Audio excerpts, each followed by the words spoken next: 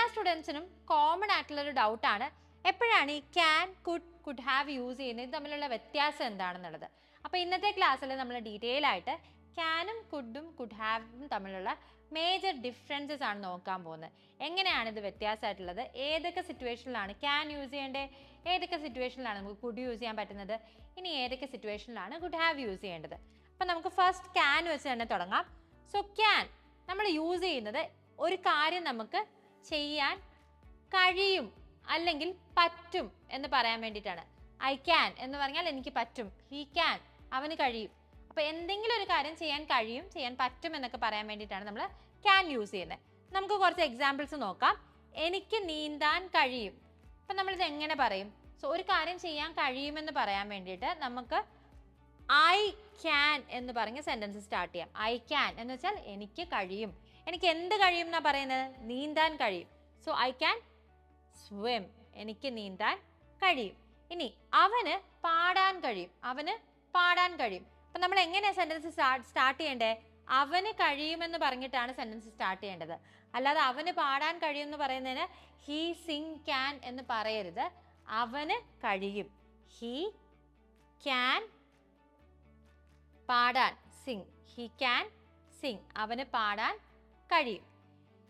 അപ്പോൾ അങ്ങനെയാണ് നമ്മൾ ക്യാൻ യൂസ് ചെയ്യുന്നത്. മെയിനായിട്ട് ക്യാൻ യൂസ് ചെയ്ത് അതിന് വേണ്ടിയിട്ടാണ്, നമുക്കൊരു കാര്യം ചെയ്യാൻ കഴിയും അല്ലെങ്കിൽ ചെയ്യാൻ പറ്റും എന്ന് പറയാൻ വേണ്ടിയിട്ടാണ് നമ്മൾ എന്ത് യൂസ് ചെയ്യുക?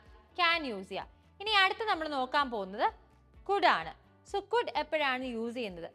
ഒരു കാര്യം ചെയ്യാൻ കഴിയും എന്ന് പറയുമ്പോൾ ക്യാൻ യൂസ് ചെയ്യും. അതേപോലെ തന്നെ ഒരു കാര്യം ചെയ്യാൻ കഴിഞ്ഞു എന്ന് പറയുമ്പോൾ നമ്മൾ എന്ത് യൂസ് ചെയ്യും?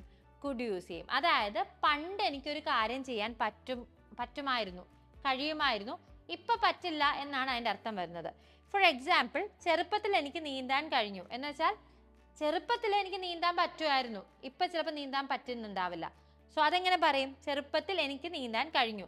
ആരുടെ കാര്യമാണ് പറയുന്നത്? എൻ്റെ കാര്യമാണ് അല്ലേ, ഞാൻ എൻ്റെ കാര്യം പറയാണ്. സോ എനിക്ക്, ഐ. ഇനി എനിക്കൊരു കാര്യം ചെയ്യാൻ കഴിഞ്ഞു എന്ന് നമ്മൾ പറയുമ്പോൾ അല്ലെങ്കിൽ കഴിഞ്ഞിരുന്നു എന്ന് പറയുമ്പോഴത്തേക്ക് നമ്മൾ ഐ കുഡ് വച്ചിട്ട് വേണം സെൻറ്റൻസ് സ്റ്റാർട്ട് ചെയ്യാൻ. സോ ഐ കുഡ്, അല്ലാതെ ഇപ്പം എനിക്ക് നീന്താൻ കഴിഞ്ഞു എന്ന് പറയാനായിട്ട് ഐ സ്വിം കുഡ് എന്ന് നമ്മൾ ഒരിക്കലും പറയില്ല. I could swim. ഓക്കെ, നീന്താൻ കഴിഞ്ഞു എന്ന് പറയാനായിട്ട് കുഡ് സ്വിം എന്ന് പറയാം. സോ ഐ കുഡ് സ്വിം എപ്പോ? ചെറുപ്പത്തിൽ. ചെറുപ്പത്തിൽ എന്ന് പറയുമ്പോൾ ഏത് സമയത്താ? I could swim when I was young. When I was young. അപ്പോൾ ചെറുപ്പത്തിൽ എന്ന് പറയുന്നത് കൊണ്ടാണ് നമ്മളിവിടെ വെൻ ഐ വാസ് യങ് എന്ന് പറയുന്നത്. I could swim when I was young. ചെറുപ്പത്തിൽ എനിക്ക് നീന്താൻ കഴിഞ്ഞു. ഇനി കുഞ്ഞായിരുന്നപ്പോൾ അവൾക്ക് വേഗത്തിൽ ഓടാൻ കഴിഞ്ഞിരുന്നു. സോ അവൾക്ക് കഴിഞ്ഞിരുന്നു, അങ്ങനെയാണ് സെൻറ്റൻസ് സ്റ്റാർട്ട് ചെയ്യേണ്ടത്. ഇത് സമയമാണ്. കുഞ്ഞായിരുന്നപ്പോൾ, ചെറുപ്പത്തിൽ എന്നൊക്കെ പറയുന്നത് എന്താ? This is time. ടൈം നമ്മൾ സെൻറ്റൻസിൻ്റെ അവസാനം കൊടുക്കുമ്പോഴാണ് കുറച്ചുകൂടി നല്ലത്. സോ അവൾക്ക് കഴിഞ്ഞിരുന്നു, അങ്ങനെ വേണം നമ്മൾ സെൻറ്റൻസ് സ്റ്റാർട്ട് ചെയ്യാൻ. അപ്പോൾ അവൾക്കൊരു കാര്യം ചെയ്യാൻ കഴിഞ്ഞിരുന്നു എന്ന് നമ്മൾ എങ്ങനെയാ പറയാ? She could. ഷീ കുഡ് എന്ന് പറയും നമ്മൾ. അവൾക്ക് ചെയ്യാൻ കഴിഞ്ഞിരുന്നു, ഷീ കുഡ്. അപ്പോൾ അവൾക്ക് എന്ത് ചെയ്യാൻ കഴിഞ്ഞിരുന്നു? ഓടാൻ കഴിഞ്ഞിരുന്നു. She could run. ഇനി അവൾക്ക് എങ്ങനെ ഓടാൻ കഴിഞ്ഞിരുന്നു? വേഗത്തിൽ. അപ്പം ഇവിടെ നമ്മൾ അവളുടെ ഓട്ടത്തിനെ വിവരിക്കുകയാണ്. അപ്പം അങ്ങനെ വിവരിക്കുമ്പോൾ നമ്മൾ ഫാസ്റ്റ് എന്നുള്ള വാക്ക് യൂസ് ചെയ്യും. So she could run fast. എപ്പോ? കുഞ്ഞായിരുന്നപ്പോൾ. When she was a child. When she was a child. അവൾ കുഞ്ഞായിരുന്നപ്പോൾ അവൾക്ക് വേഗത്തിൽ ഓടാൻ കഴിഞ്ഞിരുന്നു. She could run fast when she was a child. ഇനി എനിക്ക് നിന്നെ സഹായിക്കാമായിരുന്നു, പക്ഷെ നീ എന്നോട് ചോദിച്ചില്ല. ഇപ്പം ഇവിടെ നമ്മൾ സെൻറ്റൻസ് കംപ്ലീറ്റ്ലി ഡിഫറെൻ്റ് ആയല്ലേ? അതെങ്ങനെയാണ് ഡിഫറെൻ്റ് ആയത്? കാരണം ഇവിടെ നമുക്ക് കുഡ് യൂസ് ചെയ്യാൻ പറ്റുന്നില്ല. ഇനി നമ്മൾ യൂസ് ചെയ്യാൻ പോകുന്നത് കുഡ് ഹാവ് ആണ്. അതാണ് ഇനി നമ്മൾ പഠിക്കാൻ പോകുന്നത്, കുഡ് ഹാവ്. കുഡ് ഹാവ് എന്തിനാണ് യൂസ് ചെയ്യുന്നതെന്ന് അറിയാമോ? നേരത്തെ തന്നെ ഒരു കാര്യം സംഭവിച്ച് കഴിഞ്ഞു. അപ്പം അതിനെക്കുറിച്ച് ഓർത്ത് നമ്മൾ പറയാണ്, എനിക്ക് അങ്ങനെ ചെയ്യാമായിരുന്നു, എനിക്ക് വേണമെങ്കിൽ ഇങ്ങനെ ചെയ്യാമായിരുന്നു, എനിക്ക് അങ്ങനെയൊക്കെ ചെയ്യാമായിരുന്നു. അപ്പം അങ്ങനത്തെ കേസിലാണ് നമ്മൾ കുഡ് ഹാവ് യൂസ് ചെയ്യുന്നത്. എങ്ങനത്തെ കേസിലാണ്? നമ്മൾ ഓൾറെഡി നടന്ന് കഴിഞ്ഞൊരു കാര്യത്തിനെ പറ്റിയിട്ട് ഇങ്ങനെ ആലോചിച്ച് പറയാം, ഷോ അവൾ എന്നോട് പറഞ്ഞിരുന്നെങ്കിൽ എനിക്ക് പോകാൻ കഴിയുമായിരുന്നു, എനിക്ക് അവളെ വിളിക്കാൻ പറ്റുമായിരുന്നു, പക്ഷെ ഞാൻ വിളിച്ചില്ല. അങ്ങനത്തെ കേസസ്. അപ്പോൾ ഇവിടെ നോക്കിക്കേ, എനിക്ക് നിന്നെ സഹായിക്കാമായിരുന്നു, പക്ഷെ നീ എന്നോട് ചോദിച്ചില്ല. അപ്പം ഇവിടുത്തെ മെയിൻ കാര്യം എന്താ? എനിക്ക് വേണമെങ്കിൽ ചെയ്യാമായിരുന്നു. അങ്ങനെ ഒരു കാര്യം ചെയ്യാമായിരുന്നു എന്ന് പറയുമ്പോഴാണ് നമ്മൾ എന്ത് യൂസ് ചെയ്യുക?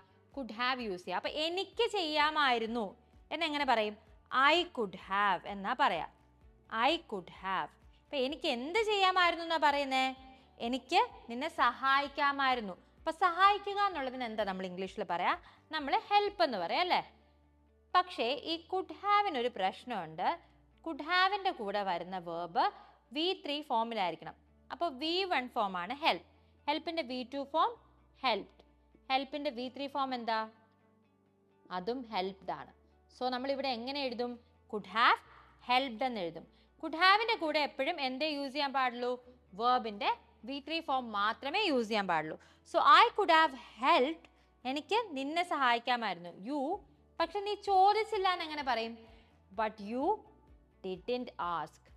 നീ ചോദിച്ചില്ല, but you didn't ask. Ask me എന്ന് പറഞ്ഞാലും മതി, എന്നോട് ചോദിച്ചില്ല. So I could have helped U എന്ന് വെച്ചാൽ എന്താ? എനിക്ക് നിന്നെ സഹായിക്കാമായിരുന്നു. അങ്ങനെ നമുക്ക് നേരത്തെ സംഭവിച്ച ഒരു കാര്യത്തിനെ പറ്റിയിട്ട് പറയുമ്പോൾ എനിക്ക് ഇങ്ങനെ ചെയ്യാമായിരുന്നു, എനിക്ക് എന്നെ സഹായിക്കാമായിരുന്നു, എനിക്ക് നിന്നോട് പറയാമായിരുന്നു, നിനക്ക് എന്നോട് ചോദിക്കാമായിരുന്നു, അങ്ങനെ എന്തെങ്കിലുമൊക്കെ കാര്യം ചെയ്യാമായിരുന്നു എന്ന് പറയുമ്പോഴാണ് നമ്മൾ കുഡ് ഹാവ് യൂസ് ചെയ്യുന്നത്. അല്ലാതെ നിങ്ങൾ കുഡ് ഹാവ് വാരി വലിച്ച് യൂസ് ചെയ്യേണ്ട ആവശ്യം വരുന്നില്ല. ഇനി ഒരു എക്സാമ്പിളും കൂടി ഞാൻ പറഞ്ഞുതരാം. ഞങ്ങൾക്ക് നേരത്തെ എത്താമായിരുന്നു, പക്ഷേ ഞങ്ങൾ താമസിച്ചാണ് എണീറ്റത്. അല്ലെ, ഞങ്ങൾ താമസിച്ച് എണീറ്റു, അതുകൊണ്ടാണ് ഞങ്ങൾക്ക് നേരത്തെ എത്താൻ പറ്റാതിരുന്നത്. സോ ഞങ്ങൾക്ക് നേരത്തെ എത്താമായിരുന്നു, ഇതെങ്ങനെ പറയാൻ പറ്റും? ഞങ്ങൾക്ക് വി. ഇനി എത്താമായിരുന്നു എന്നെങ്ങനെ പറയും? ചെയ്യാമായിരുന്നു നമ്മൾ എങ്ങനെ പറയാ? Could have. അപ്പൊ എത്താമായിരുന്നു എന്ന് എങ്ങനെ പറയും? Could have. എത്തുക എന്നുള്ളതിന് നമ്മൾ റീച്ച് എന്നാണ് പറയുന്നത്. റീച്ചിന്റെ V3 ഫോം റീച്ച്ഡ് ആണ്. അപ്പൊ എത്താമായിരുന്നു എന്ന് പറയുമ്പോൾ വി കുഡ് ഹാവ് റീച്ച്ഡ്. എപ്പോൾ എത്താമായിരുന്നു? നേരത്തെ എത്താമായിരുന്നു. We could have reached earlier. Earlier, we could have reached earlier. പക്ഷെ എന്താ പറ്റിയത്? ഞങ്ങൾ താമസിച്ചാണ് എണീറ്റത്. But we woke up late. Okay, simple അല്ലേ? നിങ്ങൾ ഉദ്ദേശിച്ച അത്ര പ്രയാസം ഉണ്ടോ? ഇല്ല അല്ലേ? ഭയങ്കര സിമ്പിളാണ്. അപ്പോൾ എങ്ങനെയാണ് നമ്മൾ ക്യാനും കുഡും കുഡ് ഹാവും ഒക്കെ യൂസ് ചെയ്യുന്നത്? നമുക്കൊന്ന് റിവൈസ് ചെയ്ത് നോക്കാം. ഒന്ന്, നമ്മൾ ക്യാൻ യൂസ് ചെയ്യുന്നത് ഒരു കാര്യം ചെയ്യാൻ പറ്റും, ഒരു കാര്യം ചെയ്യാൻ കഴിയും എന്ന് പറയുമ്പോഴാണ്. എനിക്ക് നിന്നോട് സംസാരിക്കാൻ കഴിയും, I can talk to you. ഇനി നമ്മൾ കുഡ് എപ്പോഴാണ് യൂസ് ചെയ്യുന്നത്? നമുക്കൊരു കാര്യം നേരത്തെ ചെയ്യാൻ കഴിഞ്ഞിരുന്നു, പക്ഷെ ഇപ്പം അത് ചെയ്യാൻ പറ്റുന്നില്ല എന്ന് പറയാൻ വേണ്ടിയിട്ടാണ്. I could talk to you earlier, but I can't now. അതായത് എനിക്ക് നിന്നോട് നേരത്തെ സംസാരിക്കാൻ കഴിഞ്ഞിരുന്നു, പക്ഷെ ഇപ്പോൾ കഴിയുന്നില്ല എന്നാണ്. ഇനി നമ്മൾ കുഡ് ഹാവ് എപ്പോഴാണ് യൂസ് ചെയ്യുന്നത്? എനിക്ക് നിന്നോട് നേരത്തെ ഒരു കാര്യം എനിക്ക് ചെയ്യാമായിരുന്നു, പക്ഷെ ഞാൻ ചെയ്തില്ല എന്ന് പറയാൻ വേണ്ടിയിട്ടാണ്. I could have talk to you but I didn't എന്ന് വെച്ചാൽ എനിക്ക് നിന്നോട് സംസാരിക്കാൻ കഴിയുമായിരുന്നു, പക്ഷെ ഞാൻ ചെയ്തില്ല. അപ്പം അങ്ങനെ എന്തെങ്കിലും ഒരു കാര്യം ചെയ്യാമായിരുന്നു, പക്ഷെ ചെയ്തില്ല എന്ന് പറയുമ്പോഴാണ് നമ്മൾ കുഡ് ഹാവ് യൂസ് ചെയ്യുന്നത്. അപ്പം അത്രയേ ഉള്ളൂ. വളരെ സിമ്പിളാണ്. നിങ്ങൾ വിചാരിക്കുന്നത് പോലെ പ്രയാസമേ ഇല്ല. നിങ്ങൾക്ക് ഇതിൽ എന്തെങ്കിലും ഡൗട്ട്സോ കൺഫ്യൂഷൻസോ ഉണ്ടെങ്കിൽ ദയവായി കോമെൻറ്റ് ചെയ്യുക. ഇനി കോമെൻറ്റ് ചെയ്യാൻ നിങ്ങൾക്ക് വളരെ ബുദ്ധിമുട്ടായിട്ട് തോന്നുകയാണെങ്കിൽ നിങ്ങൾക്ക് ഇൻസ്റ്റഗ്രാമിലേക്ക് ഞങ്ങൾക്കൊരു മെസ്സേജ് അയക്കാം. ഇംഗ്ലീഷ് മിത്ര ഒഫീഷ്യലിലേക്ക് ഒരു മെസ്സേജ് അയച്ചാൽ മതി. ഉറപ്പായിട്ട് ഞങ്ങൾ റിപ്ലൈ ചെയ്യുന്നതായിരിക്കും. അപ്പം നിങ്ങൾക്ക് വേണ്ടി ഞാൻ ഒരു ഹോംവർക്ക് തരുന്നുണ്ട്. ഒന്നുമില്ല, ക്യാൻ വെച്ചിട്ടും കുഡ് വെച്ചിട്ടും കുഡ് ഹാവ് വെച്ചിട്ടും ഓരോ സെൻറ്റൻസ് വീതം നിങ്ങൾ കോമെൻറ്റ് ചെയ്യുക. നിങ്ങൾക്ക് വളരെ യൂസ്ഫുൾ ആയിരിക്കും അങ്ങനെ ചെയ്യുന്നത്. കാരണം നിങ്ങൾക്ക് പഠിച്ചത് മനസ്സിലായോ, ഇനി എന്തെങ്കിലും ഡൗട്ട്സ് ഉണ്ടോ കൺഫ്യൂഷൻ ഉണ്ടോ എന്ന് നമുക്ക് ചെക്ക് ചെയ്യാൻ കൂടി കിട്ടുന്ന ഒരു ഫ്രീ ആയിട്ടുള്ള അവസരമാണ്. നിങ്ങളത് വേസ്റ്റ് ആക്കി കളയരുത്. ഉറപ്പായിട്ടും കോമെൻറ്റ് ചെയ്യുക, അല്ലെങ്കിൽ DM ചെയ്യുക. അപ്പോൾ ഇതേപോലെ ഒരു ടീച്ചറിൻ്റെ സഹായത്തോടു കൂടി സംസാരിച്ച് പ്രാക്ടീസ് ചെയ്തും കൂടി നിങ്ങൾക്ക് ഇംഗ്ലീഷ് സംസാരിക്കാൻ പഠിക്കണം എന്നുണ്ടെങ്കിൽ ഇംഗ്ലീഷ് മിത്രയിൽ നിങ്ങൾക്ക് ജോയിൻ ചെയ്യാവുന്നതാണ്. ജോയിൻ ചെയ്യാനും കോഴ്സിൻ്റെ കൂടുതൽ ഡീറ്റെയിൽസ് കളക്ട് ചെയ്യാനും നിങ്ങൾക്ക് താഴെ ഡിസ്ക്രിപ്ഷനിൽ കൊടുത്തിരിക്കുന്ന നമ്പറിൽ കോൺടാക്ട് ചെയ്യാം. എന്നിട്ട് നിങ്ങളുടെ ആവശ്യം എന്താണെന്ന് വെച്ചാൽ അത് പറയാം. നിങ്ങൾക്ക് സംസാരിച്ച് പ്രാക്ടീസ് ചെയ്ത് മാത്രം പഠിച്ചാൽ മതിയെങ്കിൽ അത് പറയാം. അതല്ല നിങ്ങൾക്ക് ലൈവ് വീഡിയോ ക്ലാസ്സസ് ആണ് വേണ്ടതെങ്കിൽ അത് പറയാം.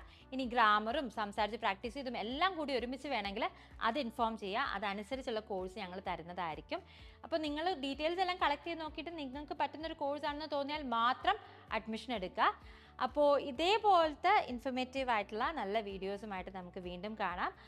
സോ അതുവരെ this is Revathi Krishnan signing off from English Mitra. Thank you and have a wonderful day. English Mitra. Stop worrying, start learning.